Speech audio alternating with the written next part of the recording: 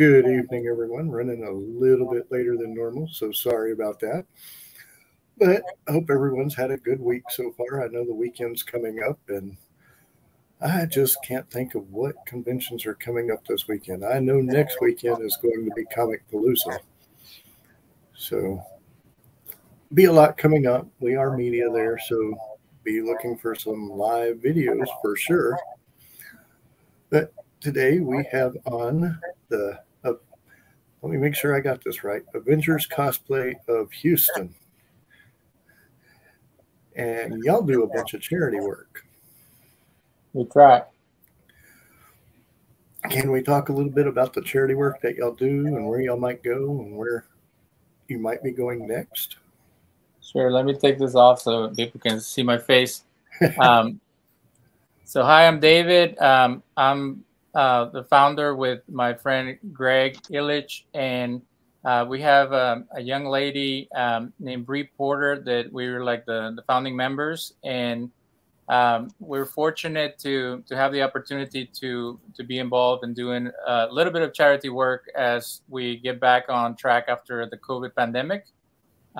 Greg, a young man who does Miles Morales, Spider-Man, and I were able to be the first volunteers back at Ronald McDonald House after 2 years of not having visitors because of a lot of the children there are immunocompromised and we're worried about them catching something.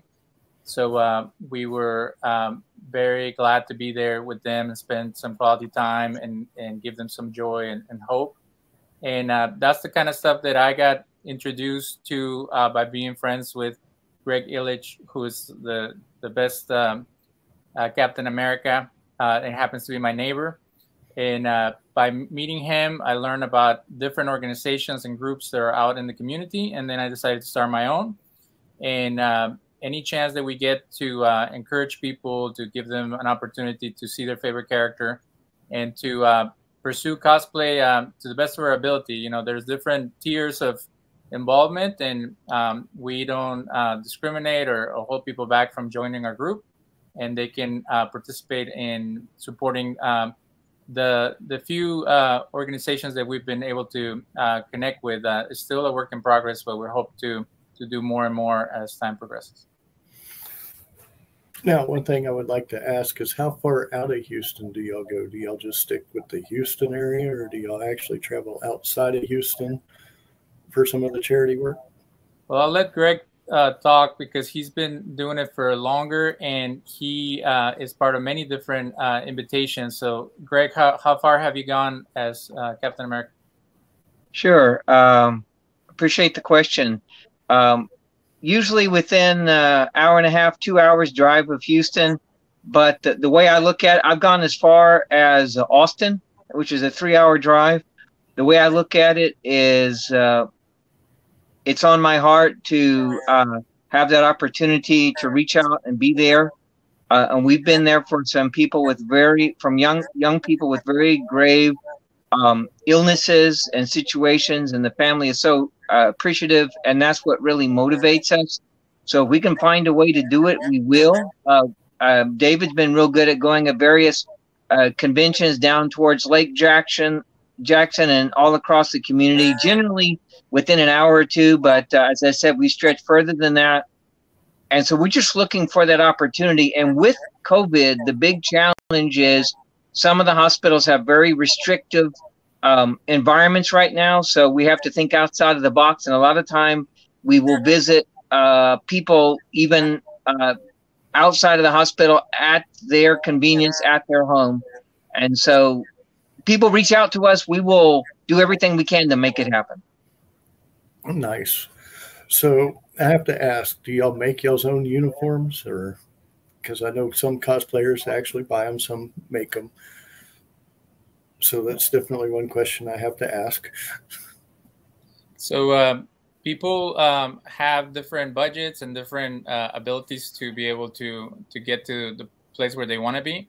I was fortunate to connect with a charity in Odessa, and they had a full Iron Man costume. I was really struggling to how to make an Iron Man costume or get a hold of one because there's so many parts to it, and you want to look as close to the character. So I drove 8 hours and I was able to buy it from them, and they bought it from what I would call an artist in San Antonio who made it out of EVA foam, and he did such a great job that as an artist myself, I've tried to recreate it and I can't figure it out. And the hardening of the foam and the ability for it to not fall apart on you and stuff like that was really well done, and they took the time to make it right. So I'm a proud owner of somebody else's project that brings to life the character. So that was my approach. I can tell you that in my case, it's a combination. I started off with the core suit that I found online, and I did my own coloring and my own painting. I added my own. I'm very active, and I've gone on walks of sometimes 3 or 4 miles at a time. So I use my own boots and my own gear and my own gloves, and gradually I've added things. But each member in our group goes their own way, and it's not that we're trying to be perfectly movie accurate. We are trying to provide that opportunity for the children to make them happy. That's our goal, is that charity event, as opposed to being perfect movie accurate. As long as we can be there for the kids, we're happy. So definitely the smile on the kid's face is what makes this all worth it for y'all. Definitely. Well, I know Comicpalooza is coming up. I think I actually read, do y'all have a panel going on at Comicpalooza? Yeah, we were fortunate to get an opportunity to submit a panel and get it approved. And it is a subject that is dear to my heart, to discuss diversity. It was funny. I posted on one of the Facebook groups that we were having a diversity panel and that I wanted to have people come join us. And somebody got mad and said, how dare you bring your politically correct stuff into cosplay? Cosplay is about having fun and you're making it political. And I'm like, what are you talking about? And he said, well, diversity is such a loaded term. And I'm like, to me, it just means different kinds of people with different kinds of perspectives. And aren't we all unique and aren't we all different? And this person was focused on some activist groups that are trying to push this or that. So I was shocked of how controversial the word diversity can be. And that's not what we're trying to do. What we're trying to do is talk about how everybody is welcome. Everybody has an opportunity to express themselves and join our community. And then also everybody has their own struggles, and they can share those struggles, and what dressing up as a comic book, anime, or any type of artistic representation of a character gives them an avenue to feel comfortable and to get in touch with what other people find exciting about that character. So we feel that diversity would be a way for people to know that cosplay is a healthy and friendly way for people to connect with others. So I don't know if Greg wants to share what the panel means to him. Sure. And along with what you're saying, I was so delighted that you signed up for that. That's very near and dear to my heart. And I want to show a picture that was taken by a friend in the cosplay community here, Cyrus Yusufpour. And maybe you can see it, maybe you can't. Can you see that photo there? Yes. Okay. Do you see how we're all Captain America, but we don't look the same? So I was so worn out, so tired of hearing people tell me, you can't be Captain America because fill in the blank. You're not muscular enough. You're not young enough. I'm 58, by the way. You're not blonde enough. You're not this. You're not that. And those characters a lot of them represent wonderful ideas. And so to have that opportunity, so for me, that picture encapsulates what it's all about. We can all play those characters, and especially when you're talking about charity, to be there for the children. And what it takes me back to is I ask those children, especially those with very serious issues, health issues, I ask them each one the same question. I ask them, what is your superpower?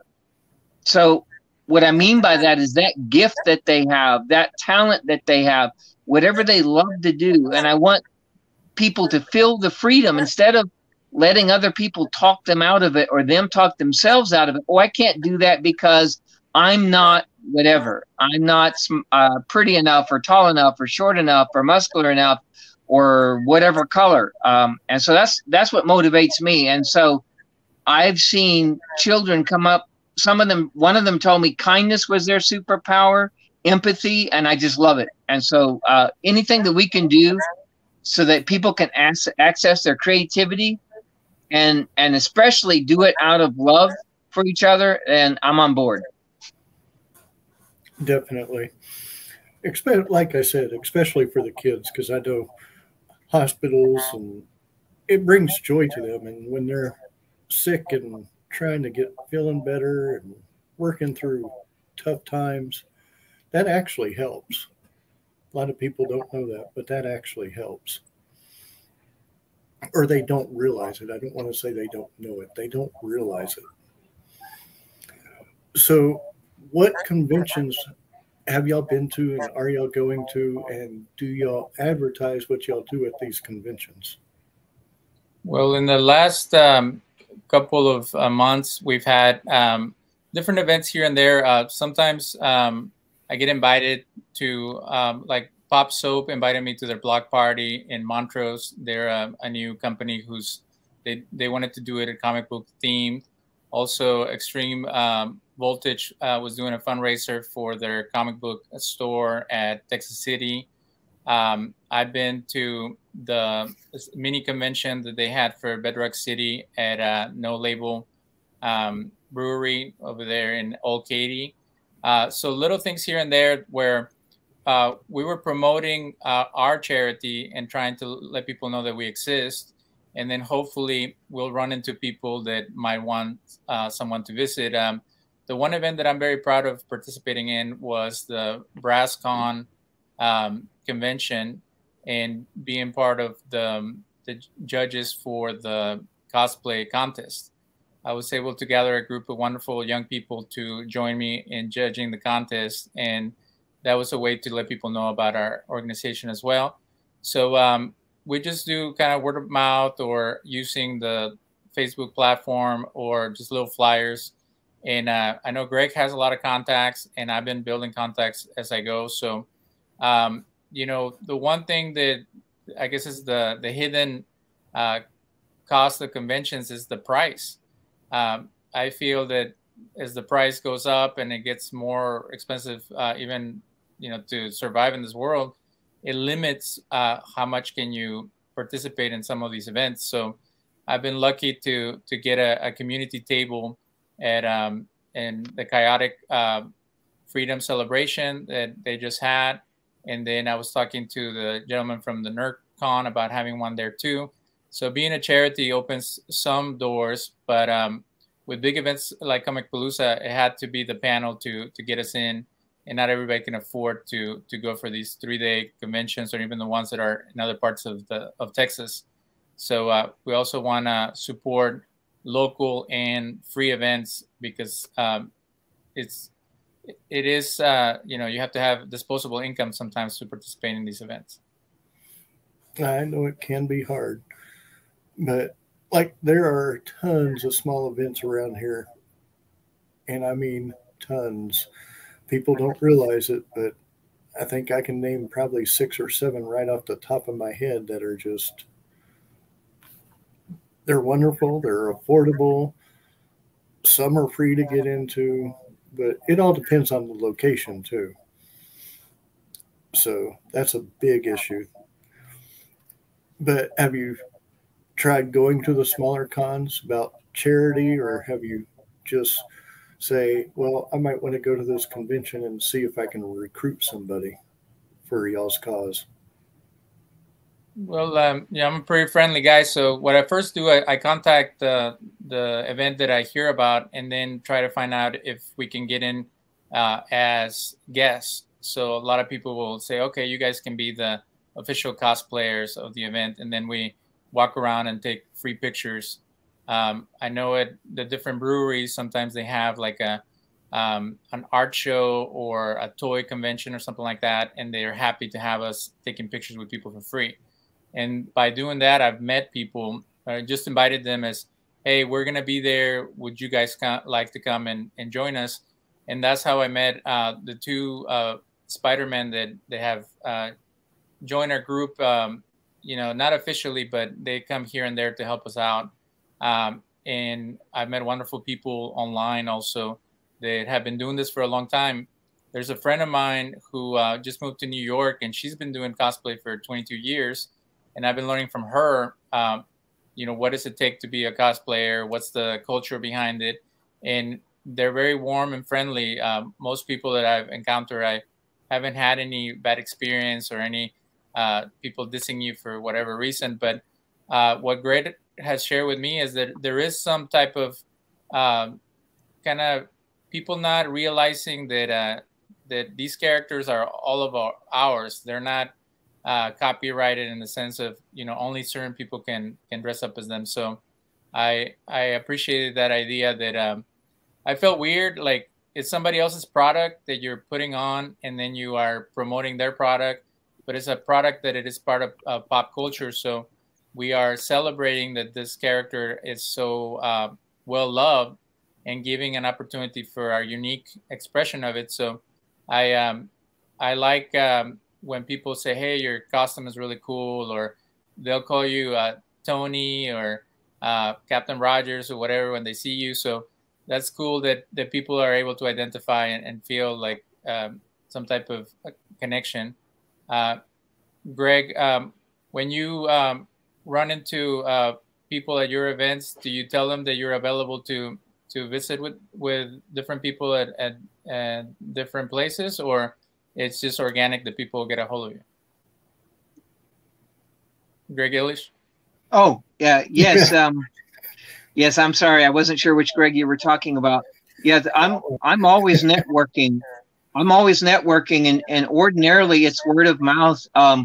One of the first events I did was at Third Coast Comics, and then you had mentioned the Bedrock City, and it just grew from there, and people getting together. But the main thing is I want people to understand is my motivation in the charity world is what is really important to me. I love cosplay and it's fun, but my first reaction was, gosh, I didn't think I'd be comfortable dressing up, but I realized what my niche was, and my niche is being there for the kids. My wife reminded me that it wasn't about me, it's about the children.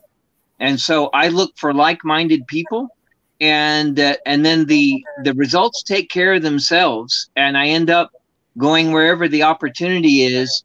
And I really thank those people. They give me names, phone numbers, and I love, and the way that you do it, David, with this group. What I really like is it's not a bunch of hassle about membership or qualifications. We just follow our heart, and we're there for the kids, and that's it. And we make memories, and it's been a real gift, and I thank God for the opportunity. Now, I've spoken with tons of cosplayers, and a lot of them, the costumes, they identify with those characters. And I know Iron Man and Captain America. We'll start with David first, but how do you identify yourself with Iron Man? Well, it's interesting that if you really think about Iron Man, and I've seen that there's different versions, like the comic book version might not be the same as the cartoon version or the movie version. And the movie adds more drama and more like modern issues to it to make it more interesting. But this whole idea of him having like a heart issue and through technology, being able to survive, and then creating his own armor to be able to protect people or save them. I remember as a kid, I was being bullied. I started working when I was 14, and I worked at a pizza shop, and the people that worked there were horrible. Like, they were always messing with me, always trying to put me down. And my mom told me that as the insults came my way, I should think of myself wearing an armor, and that the insults would bounce back. And I didn't think about that when I was trying to find the best character that I could dress up as. And I have this joke, and I hope not to offend anybody, but I'm too overweight to be Thor, too bald to be Aquaman.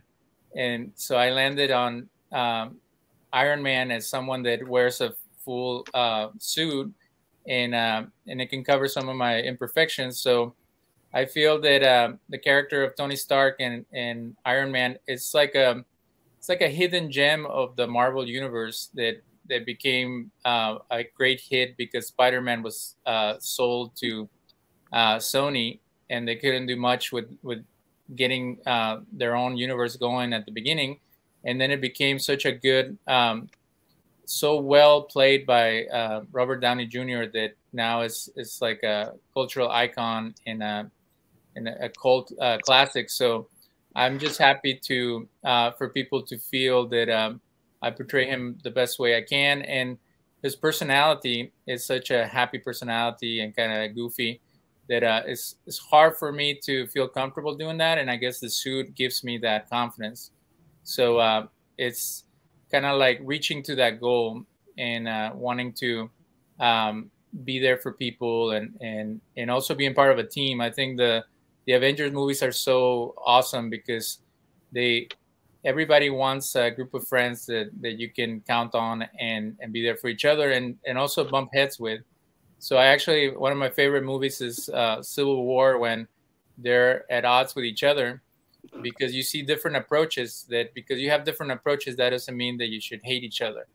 So Iron Man wants to work with the government and protect the world, and Captain America feels that it's encroaching on their freedom, and they're able to go back and forth. So I think that being able to discuss these issues with through fantasy and science fiction and superheroes is a good way to open the conversation. Greg, what about you? How would you identify yourself with Captain America? Well, sure. Well, first, even though I was always a big sci-fi fan and a comic book fan, I didn't really feel called to be a traditional cosplayer. And I couldn't really keep up with it very well. I did a little bit with my daughter one time, and I played an anime character, but I always identified and could identify with Captain America. And when they came out with the movie, it was easier, and the origin in particular. And when you look at what the doctor says to him, when he asked him, so you want to kill Nazis? And he says, I don't want to kill anybody. I don't like bullies. I don't care where they're from. That resonated with me. And he talked about that he needed a good man. He said that the strong man, having always been strong, would abuse that power. But the weak man respects that power and understands it's important. And I was always the smallest one in my class. I was 4'10" when I was in 9th grade. I didn't even weigh 100 pounds. And I'm bigger now, but I always came, and I was horribly bullied. And so when that happened and I saw this weak person become Captain America, and it was based on him being a good man, the serum amplified his will to help. I always felt called to help people in their circumstances. I always appreciated my friends that stood up for me and were there for me. And so whenever those lines of dialogue, Captain America understanding that our country's not perfect, but wanting to improve the situation of the most vulnerable and weakest among us, that really resonated with me. And especially when he would say something like, I can do this all day, I just would laugh. And so for years, I wore a Captain America t-shirt. And then one day, a student of my wife, she's a school teacher, was she made it, but we thought she was dying of cancer. She had stage 4. And my wife said, let's go visit her, but I need you to dress up as Captain America because she loves Captain America. I put on my t-shirt and wore a and just brought a plastic Halloween shield and then went from there. But at first I resisted. And that's when she told me, well, no, it's not about you. I would feel awkward. And she said, just be you. So it gives me an opportunity to channel those things that I really appreciate, being bigger than ourselves, looking out of our past our own wants and desires to benefit the larger community. And I think that's what Captain America stands for. And so for me to do my little part, and I see it as a very little part, but I'm happy to do it. And when I see somebody who's having a hard time and I can bring that smile to their face and just be me, as I said, asking them about their superpower. And one of the most touching moments was that a young man recently didn't make it last year. And his mother called me afterwards and said that it was so important to him because he really thought that he was an Avenger and he was on the team because I invited him to the team. And I told her, I corrected her, I said, he was on our team. He was one of us, and he had his own mission. And so that's what's important to me, is helping people to lift, give them that, help them to find that hope and that mission, and to do that. Definitely can relate to a lot of that. But let me tell you something about that girl with stage 4. Never count anybody out with any type of cancer. It is a 6 years later, she's in the game. She's doing well, and I'll never forget that. Let me tell you, 13 years ago to date, I was diagnosed with stage 4 colorectal, and I am still here. So never give up on the cancer patients. They got the heart and the mentality to fight it. They are going to beat it. That's pure thought on that. Wow. Yeah. Well, congratulations, and that's very good to hear. And I'm delighted that you're better.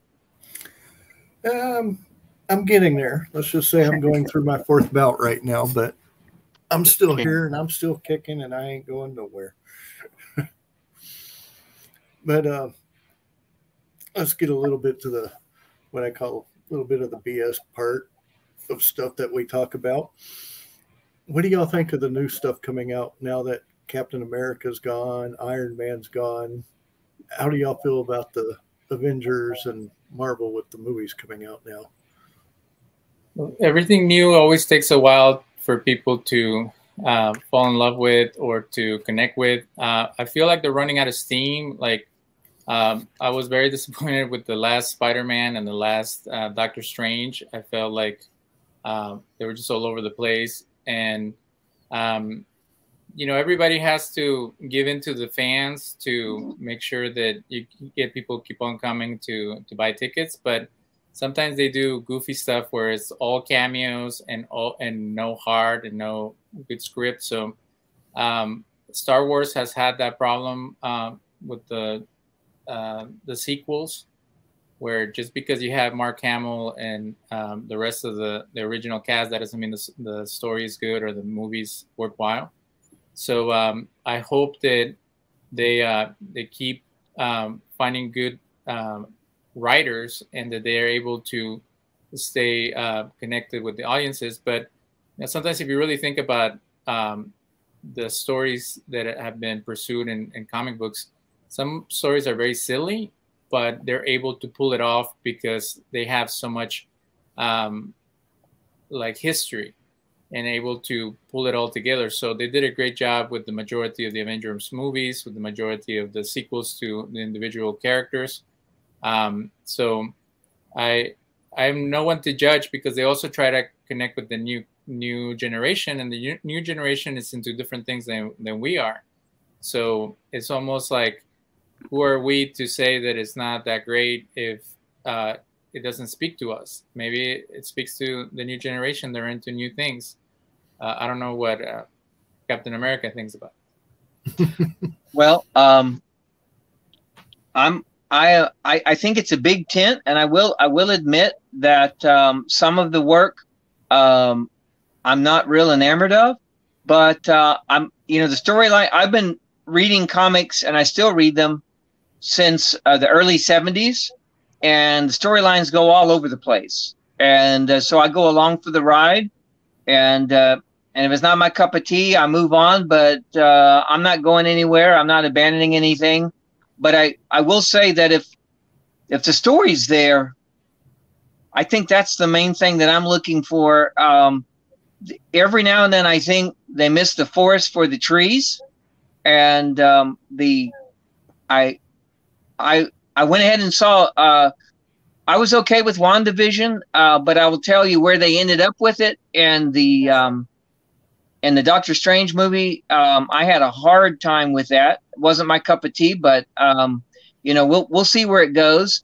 And as far as the passing on the Captain America, that is inevitable and happened many times in the comic books, and I think they're weaving a good story there, and I think there's something they can work. But to bring us along, the fans along, I think is important.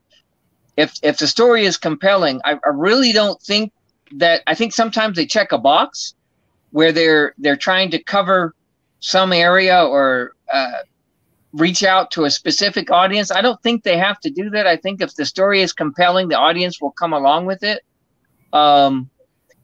To give you an example, in the last Spider-Man, I thought Electro, he was talking about what he was looking for and what he expected. He wondered about things, and I think, he seemed surprised that Spider-Man wasn't black.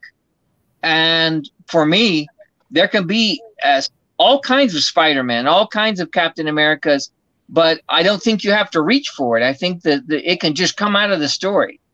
And then we'll go along for the ride. I was delighted that they brought I didn't see that coming 3 years ago, but they brought the other Spider-Man in and have a lot of room for a lot more. And I like that. So I'm along for the ride. I expected it to be a bit bumpy because it's not what I'm used to. But hey, when they first started the Avengers, I had a big doubt that they would be able to pull it together, but they did a great job. So we'll see what happens.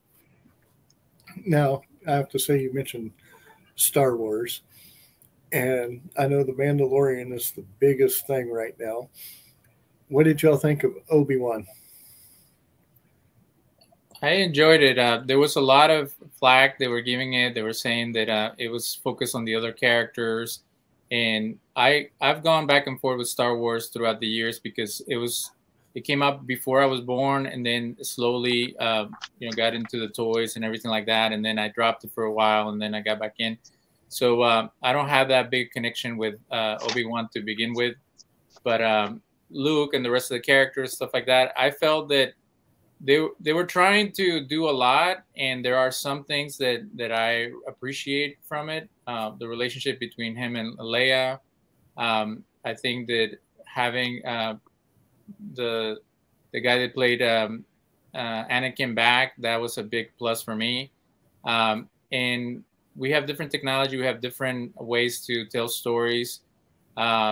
Making something serialized and comparing that to movies is a huge difference. I saw a meme that said Star Wars is better as a series than as a movie, and I don't know if I agree with that. And The Mandalorian has positive and negative things in it too. Same with the Book of Boba Fett. So I can say that maybe the first or the middle episode and the last one were the best of Obi-Wan. And I hate to have to do that. It's almost like with the prequels and the sequels and stuff like that, where you're like trying to find the one that you can live with and kind of forget all the other ones. So I think that's the problem of trying to extend something into a series, where it's almost like Star Trek, where you have 3 or 4 bad episodes and then you have one that kills it. And you're like, why don't they just get rid of all fillers and leave the good ones in.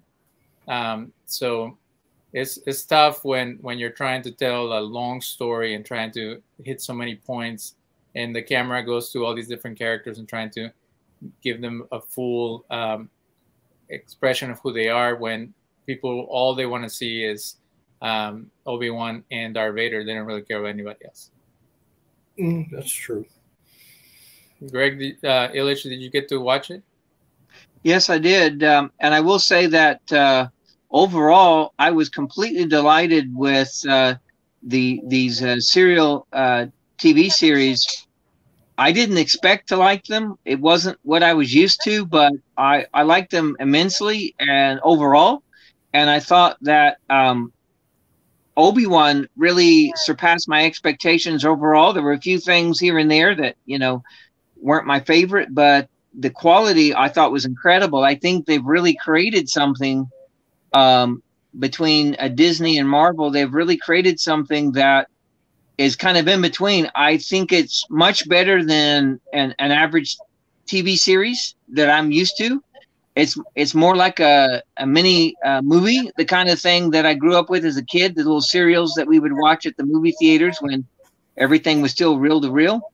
And I enjoyed that. The story of the Force-sensitive Jedis being hunted down was very compelling and very sad. And, of course, there's a lot in our history on this planet to remind us of all of those horrible kinds of things where people are hunted down.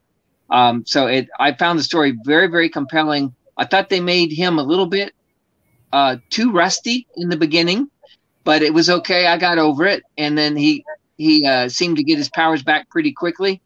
But that was always a hole for me.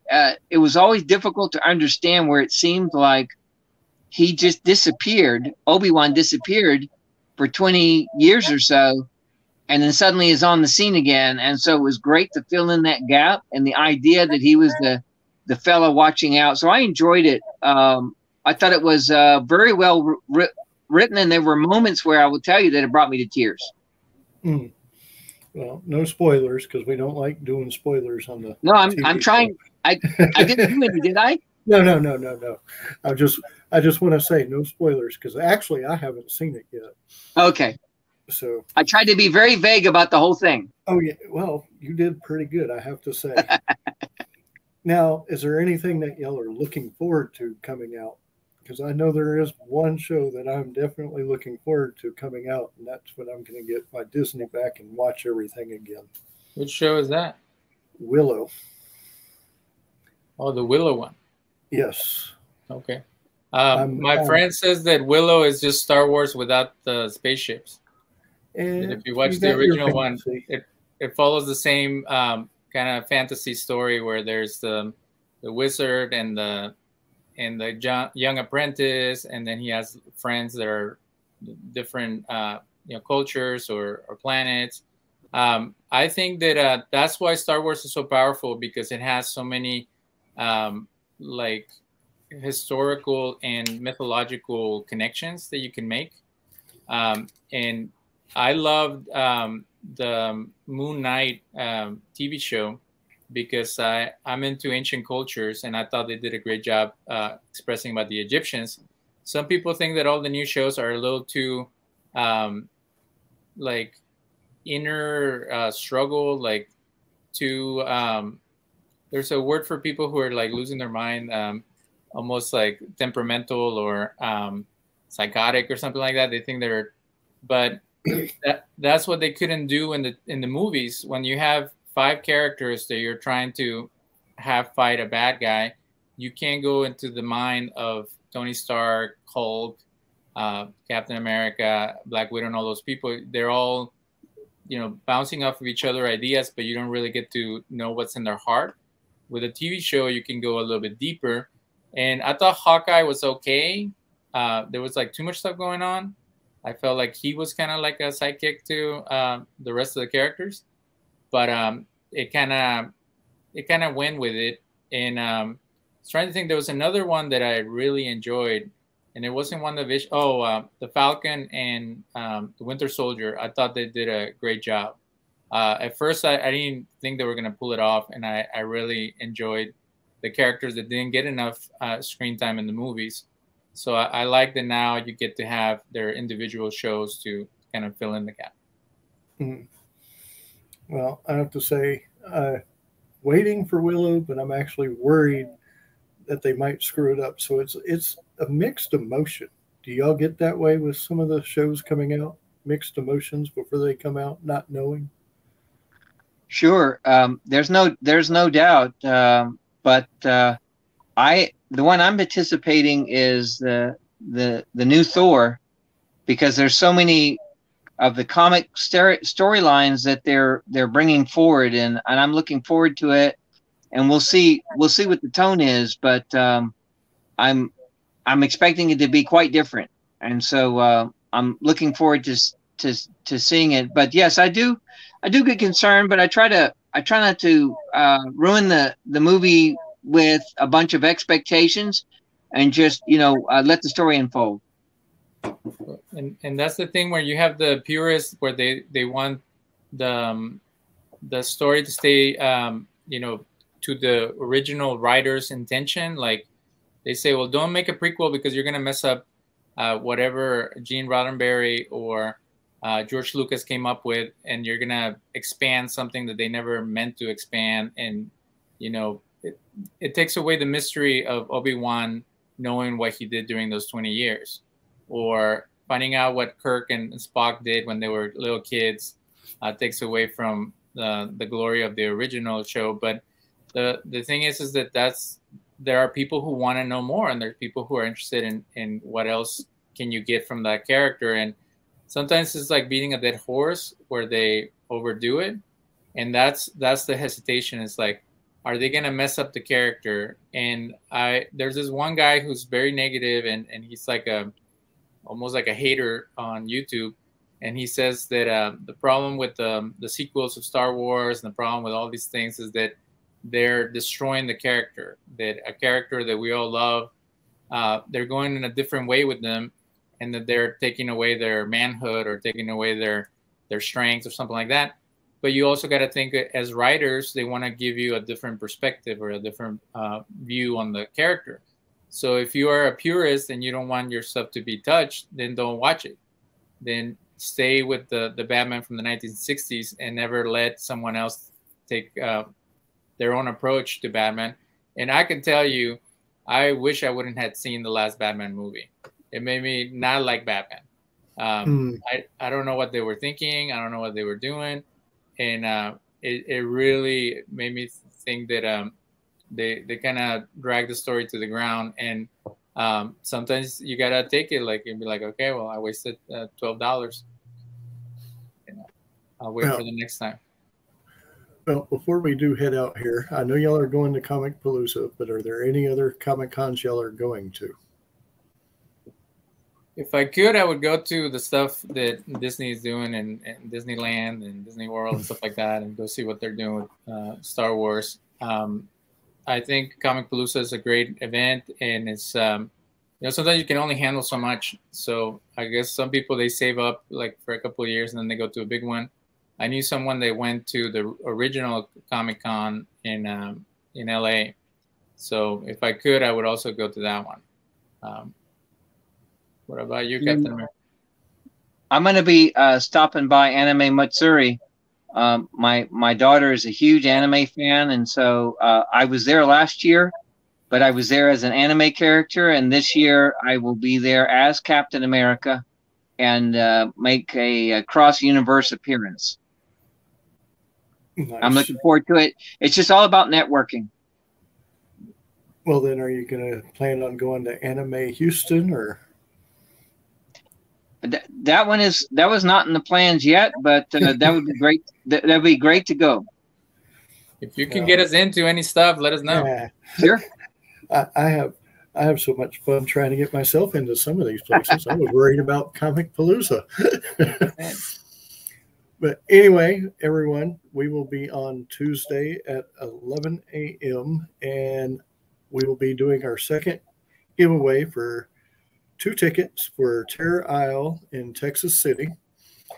And all you have to do is participate on the show, do the comments, like, share, all the good stuff. And if you haven't been, it is great. They have 3 different escape rooms. These tickets are good till August, and they're switching the escape rooms into their haunted house for the, I'm trying to think, for the Halloween month. So definitely follow us, subscribe to our YouTube channel. We are actually 20 people short of 500 on our Facebook group. We are looking forward to having more people join. But again, we will see you Tuesday at 11 a.m. and then it's Comicpalooza for me, for the media. But until then, everyone, adios. And don't forget to come to our panel at 3 o'clock on the 16th, 17th Saturday. We're going to be talking about diversity and cosplay. Nice. So we will see everybody then. Adios.